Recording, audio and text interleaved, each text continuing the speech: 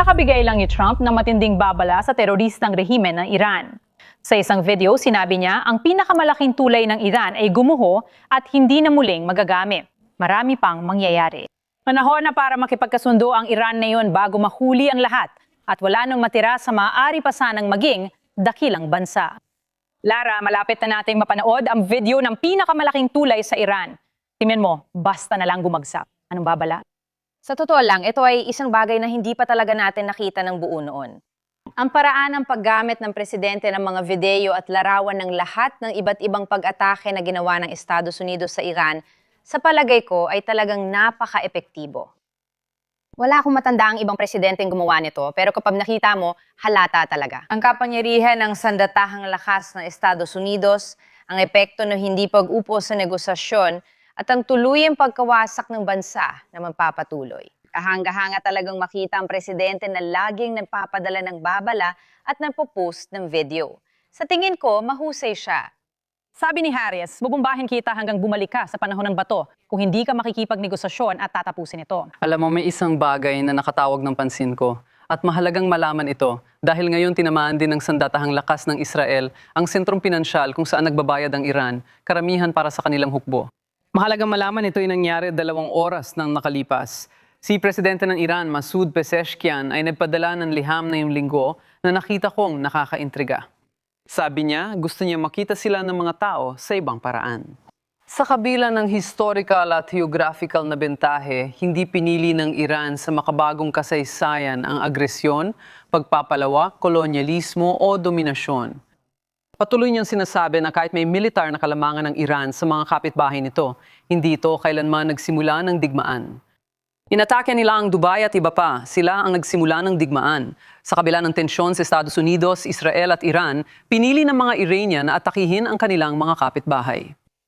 May pagpipilian ng Iran, isuko ang uranium, tapusin ang programa ng mga balistikong misail at kontrolin ang mga kinatawan. Paulit-ulit na nilang tinanggihan ang lahat ng yan dahil sa pagka-obses nila sa mga sandatang nuclear. At gaya ng natutunan natin mula sa rehimeng ito, kapag sinabi nilang mamatay ang Amerika, seryoso sila. Gumagawa sila ng hakbang, kaya hindi katanggap-tanggap na magkaroon sila ng sandatang nuclear at pananggalang laban sa missile na parang payong na nagpoprotekta sa nuclear na programa. Mahusay ang trabaho ng mga Israeli kasama natin at may suporta rin tayo mula sa mga bansang Arabe sa Gulpo. Marami sa ating tradisyonal na kaalyado ay hindi naging kapaki-pakinabang. Kahit matapos nating malaman na nagsinungaling ang Iran tungkol sa pagkakaroon ng mga misilang, abot halos buong Europa. May mga kaalyado tayo sa NATO na humahadlang sa pagdaan sa impapawid ng mga eroplano natin habang nilalabanan natin ang nuclear program ng rehimeng yun. Nakababahala ito para sa mga Amerikano. Taga-suporta ako ng NATO pero tinitingnan ko ang mga Pranses, Espanyol at lalo na nadidismaya ako sa Italia. May mga Amerikanong magdududa sa alyansang ito kung ganyan ang asal nila. Rosian, napakalakas ng imaheng ito. Ito ang pinakamalaking tulay sa Iran na susunog ito ngayon. Bilang miyembro ng NATO, nakikita ko ang Iran bilang pinakamalaking banta sa mundo na kaalyado ng China at Rusya para sa akin. Kung ganon, bakit hindi tayo kumilos at suportahan ang pag-aalsa ng mamamayang Iranian? Sa totoo lang, nagpapadala ng misilang mga Iranian kaya baka natatakot sila para sa kanilang bansa. Pero paano naman ang kanilang mga bangka at barko? Kagabi, nagbabala ang Pangulo. Sinabi niya na atakihin nila ang Tehran ng matindi sa mga susunod na linggo at tinutupod ng Pangulo ang sinabi niya kagabi. Oo, Harris, nakikita natin ang pagtutulungan ng puwersa ng depensa ng Israel at Estados Unidos na bumubuo ng malakas na puwersa. Pagkatapos, parang umuunggan ng mga leon ang dalawa. Sa kaso ng Israel at ng Estados Unidos, walang pagkakaiba sa pagitan nila pagdating sa kung anong dapat maging kalagayan ng rehiyon kapag pareho na silang umalis. Ibig sabihin, bawal sa kanilang lahat ang sandatang nuklear. Yan ang pinaka-importante, walang pinagkaiba. Si Israel ay nahaharap sa ibang uri ng eksistensyal na pakikibaka kaysa Estados Unidos dahil sa malapit itong lokasyon sa isang napakadelikadong kaaway. Kaya kapag nakita mong naglalabanan ng mga missile at drone na parang kawan, madalas nagtatago sa bomb shelter ang mga tao sa Tel Aviv, ayon kay Jonathan Hume. Isinusuko nila maraming kalayaan at nasasaktan, pero alam nilang kailangan ito, ipinagdarasal ko sila. Pasko ng mga Hudyo ngayon at Pasko ng pagkabuhay din. Kinapupuotan tayo ng kaaway dahil sa ating paniniwala. Malinaw ito, pero binabanatan natin sila ng matindi, ginagawa natin ang sinabi ni Trump. Lara, na-curious ako sa sinabi mo tungkol sa paggamit ng mga video ni Pangulong Trump. Kilala mo siya bilang negosyador na mahusay sa sining ng pakikipagnegosyo at ang kanyang mga dalaw ay palaging nagpapadala ng malinaw na mensahe sa rehimen ng teror. Pwede mong pag-usapan ng isang bagay, pero iba ang epekto kapag nakita mo mismo. Kaya mahalaga talaga ito. Mahalaga ito para sa Iran at sa iba pa nating kalaban sa mundo. Gusto mong malaman ang kakayahan ng Estados Unidos ng Amerika? Tingnan ang videong ito.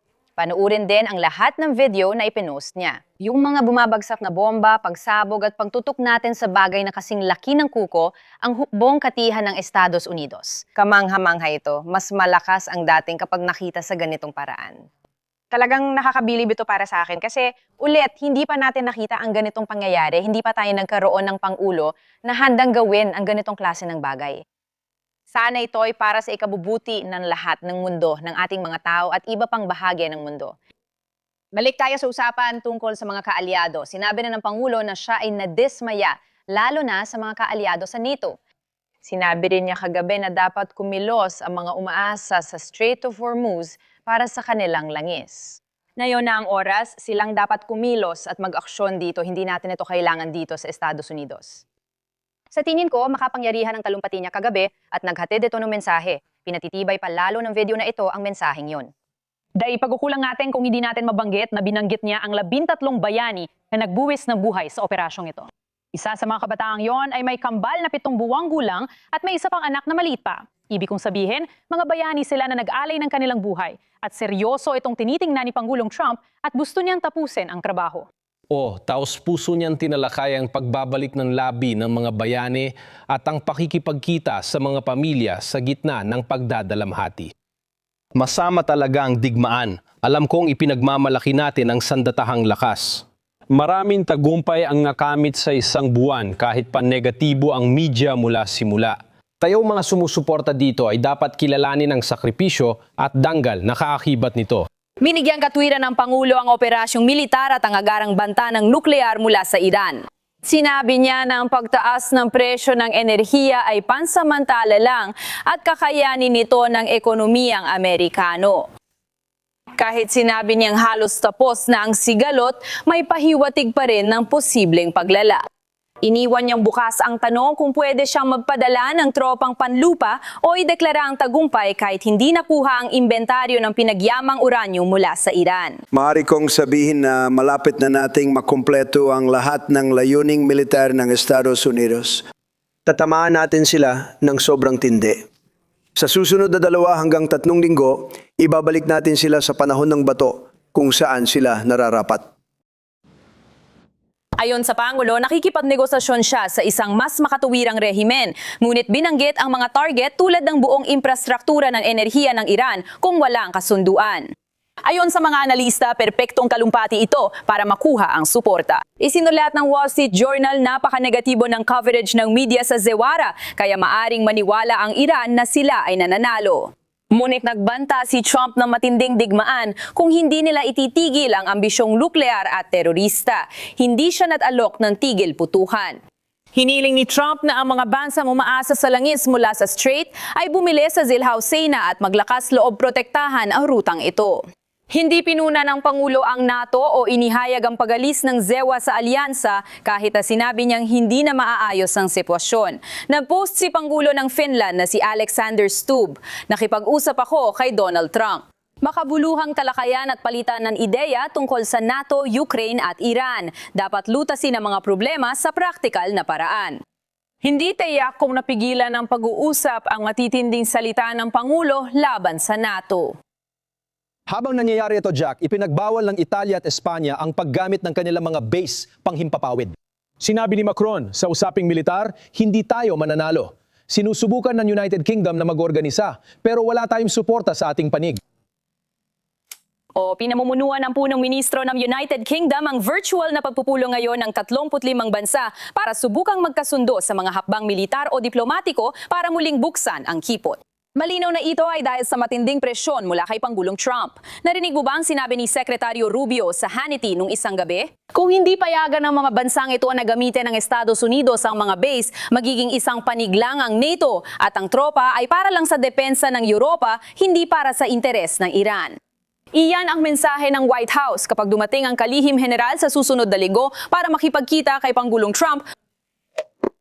Malamang na mag-uusap sila ng detalyado tungkol dito. Oo, malaki ang pagkakaiba ng paggamit ng mga base na tinulungan natin itayo at ng hindi pagtulong sa misyon. Salamat, Jack! Salamat! Dapat nila mapansin ito dahil tsak na sasabihin nila na may kasunduang inaplubahan ng Senado at Kongreso pero iisa lang ang Commander-in-Chief. Maaari may kasunduan pero presidente ang namumuno sa sandatahang lakas. Iniisip ba nilang sila mag-uutos sa tropa na pumasok doon? Hindi mangyayari yon. Nakaka-interes na yon, ang United Arab Emirates ay humihingi ng pagkondena sa United Nations Security Council dahil sa pagsasara ng kipot. Kaya hindi tayo tinutulungan ng mga kaalyado natin sa NATO. Mga bansa sa silangan pero tinuturing ng mga estado sa Gulpo na ilegal ito. Ngayon, itinuturing ng UN ang ilegal na kilos ng Iran bilang malaking problema. Ito ba ay isang muling pag-ayos? Oo. Ngayon kasama natin si Jonathan Hunt live mula Tel Aviv habang nagpapakawala ng misil ang Iran habang ipinagdiriwan ng Israel ang Paskwa ng mga Hudyo. Brian, magandang umaga sa inyo. Ganap na inaasahan at handa ang Israel para sa pag-atake ng mga misil mula sa Iran bilang paggunita sa pagsisimula ng pista ng Paskwa ng mga Hudyo. At eksaktong iyon ang nangyari. Nagpakawala ang mga tagapaglunsad ng misil ng Iran ng sunod-sunod na mga misil patungo sa gitna, timog at hilaga ng Israel sa buong magdamag at buong araw ng Miyerkules. At ilan sa mga misilang yon, kasama ng mga nakakabit na cluster bomb, ay nakalusot at nagdulot ng pinsala sa lupa at 12-12 ng mga nasugatan. Samantala, ang pambobomba ng Estados Unidos at Israel laban sa Iran ay nagpapatuloy na may mga apoy na nagliliyab malapit sa Isfahan sa Iran. Ito ang lugar ng isa sa mga pangunahing nuclear reactor ng Iran. Ngunit sa kabila ng pambobombang nararanasan nila, tila lalong nagiging mapanghamon ang mga autoridad ng Iran. Walang usapan tungkol sa tigil putukan gaya ng sinabi ni Pangulong Trump na hinahanap daw ng Iran. Sabi ng mga autoridad ng Iran, handa silang ipagpatuloy ang digmaan hangga't kailangan. Pakinggan ninyo ito. Hindi nila pinapansin ang aming malawak na estratehikong kakayahan. Huwag isiping nawasak nila ang aming mga sentro ng misil, mga malayuan at tumpak na drone, modernong depensa sa himpapawid, electronic warfare at espesyal na kagamitan. Dahil sa ganitong palagay, lalo ninyong pinapalala ang kinasasadlakan ninyong putikan. Ang Embahada ng Estados Unidos sa Baghdad, halimbawa, ay nagsabi sa lahat ng mamamayang Amerikano na dapat silang umalis agad sa Iraq. Nasabihan na rin sila dati. Salamat dahil may mga milisyang Iranian na aktibo sa Iraq. Isa sa benepisyo ng isang mahinang Iran ay magkakaroon ng kontrol ang mga Iraqi sa sarili nilang bansa dahil sinaklaw nila ang buong hilagang bahagi. Sinabi ni Pangulong Trump kahapon ang isang mahalagang bagay na maaring di napansin ng iba pero mahalaga sa akin. Sinabi niya, nagkamali sila, inayos ko yon. Sa palagay ko, tinutukoy niya ang mga nauna sa kanya. Totoo, pareho tayong ayaw ng sandatang nuklear sa Iran. Ano ang ginawa ng mga nauna at ano ang binawi ni Obama?